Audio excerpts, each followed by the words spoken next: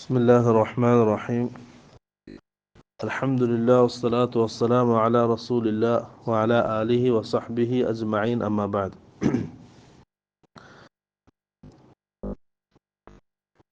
عن أبي هريرة رضي الله عنه أن رسول الله صلى الله عليه وسلم قال: حجبت النار بالشهوات وحجبت الجنة بالمكاره. متفق عليه.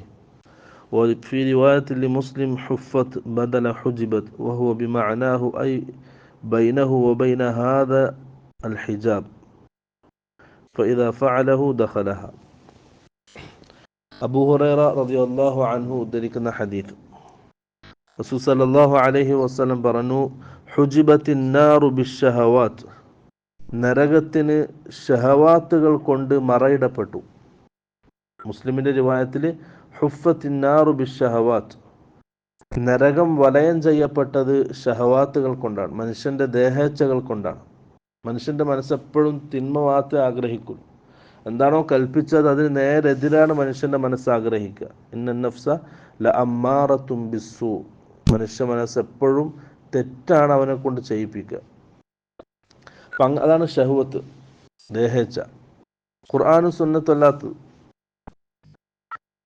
അതുകൊണ്ടാണ് നരകത്തിന് മറയിടപ്പെട്ടത്, നരകം വലയം ചെയ്യപ്പെട്ടത്. ഒരാൾ ഷഹ്വാത്തുകൾ അനുസരിച്ച് ചെയ്യുകയാണെങ്കിൽ അവൻ നരകത്തിനോട് അടുക്കുന്ന ശരീരമാണത്, അങ്ങനെ അതിലേക്ക് പ്രവേശിക്കും. വഹുജിബത്തിൽ ജന്നത്തു ബിൽ മകാരിഹ്, സ്വർഗം വലയം ചെയ്യപ്പെട്ടത് അല്ലെങ്കിൽ സ്വർഗത്തിന് മറയിടപ്പെട്ടത് ബിൽ മകാരിഹി, പ്രയാസങ്ങൾ കൊണ്ടാണ്. പ്രയാസങ്ങൾ സഹിച്ച്, ബുദ്ധിമുട്ടുകൾ സഹിച്ച്, തെറ്റുകൾ ചെയ്യാനുള്ള അവസരവും സാഹചര്യങ്ങളൊക്കെ ഉണ്ടായിട്ടും മനസ്സിനെ നിയന്ത്രിച്ചു, ക്ഷമിച്ചു. സബർ അതാണ്. സബർ അള്ളാഹുവിൻ്റെ നമുക്കുണ്ടാകുന്ന മുസീബത്തുകളിൽ മാത്രം ക്ഷമിക്കലല്ല സബർ. അള്ളാഹുവിൻ്റെ തീരുമാനത്തിൽ ഖളാ ഖദറിലുള്ള ക്ഷമ, അത് സബറാണ്. അതുപോലെ തന്നെ നന്മകൾ ചെയ്യാനുള്ള സബർ. നന്മകൾ ചെയ്യുമ്പോൾ കുറേ പ്രയാസങ്ങൾ സഹിക്കേണ്ടി വരും, കുറേ സൗകര്യങ്ങളും മാറ്റിവെക്കേണ്ടത് വരും. അതുപോലെ തന്നെ തിന്മ ചെയ്യാൻ സാഹചര്യങ്ങളും സൗകര്യങ്ങളും ഉണ്ടായിട്ടും അതിൽ നിന്നും സബറെടുത്ത് മാറി നിൽക്കുക, അതും സബറാണ്. അപ്പോൾ അങ്ങനെയുള്ള പ്രയാസങ്ങൾ കൊണ്ടാണ് സ്വർഗം വലയം ചെയ്യപ്പെട്ടിട്ടുള്ളത്. അങ്ങനെ പ്രയാസങ്ങൾ സഹിച്ച്, ബുദ്ധിമുട്ടുകൾ സഹിച്ച് അവസാനം സ്വർഗത്തിൽ പ്രവേശിക്കാം. ഇതാണ് ഈ ഹദീസിന്റെ താല്പര്യം. അടുത്തൊരു ഹദീസ്, عن أنس رضي الله عنه عن رسول الله صلى الله عليه وسلم قال.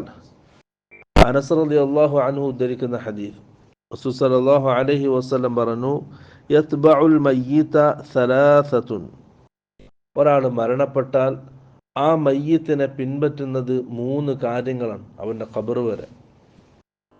അഹ്ലുഹു വമാലുഹു വഅമലുഹു, അവൻ്റെ കുടുംബം, അവൻ്റെ സമ്പത്ത്, അവൻ്റെ അമല്, അവൻ ചെയ്തു വെച്ച അമലുകൾ. അത് നന്മയാണെങ്കിലും തിന്മയാണെങ്കിലും.